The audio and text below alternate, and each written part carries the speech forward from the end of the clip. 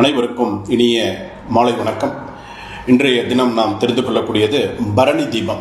இந்த பரணி தீபம் அப்படிங்கிறது 12ஆம் தேதி நீங்கள் என்ன பண்ணணும் அப்படின்னா, வியாழக்கிழமை சாயங்காலமாக ஒரு 6 மணியிலிருந்து ஒரு 6:30 மணிக்குள்ளாக 5 தீபமானது ஏற்றணும்.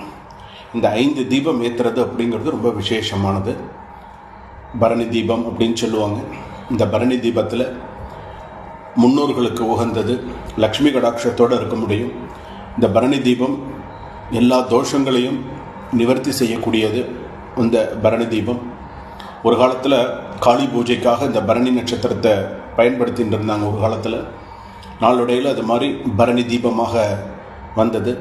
அதனால் இந்த பரணி தீபமானது ஒவ்வொரு இல்லங்களிலும் 5 தீபமானது எரிய வேண்டும். எரிஞ்சது அப்படின்னு சொன்னால் ரொம்ப ரொம்ப சிறப்பு.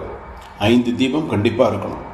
அதே போல் திருக்கார்த்திகை அன்று, திருக்கார்த்திகை அப்படிங்கிறது மறுநாள் வெள்ளிக்கிழமை 27 தீபம் மொத்தம் ஏற்றணும். இந்த 27 தீபமானது எல்லா இடத்துலையும் உள்ளிருந்து வெளியில் வரைக்கும் 27 தீபம் 27 நட்சத்திரத்தை குறிக்கக்கூடியது.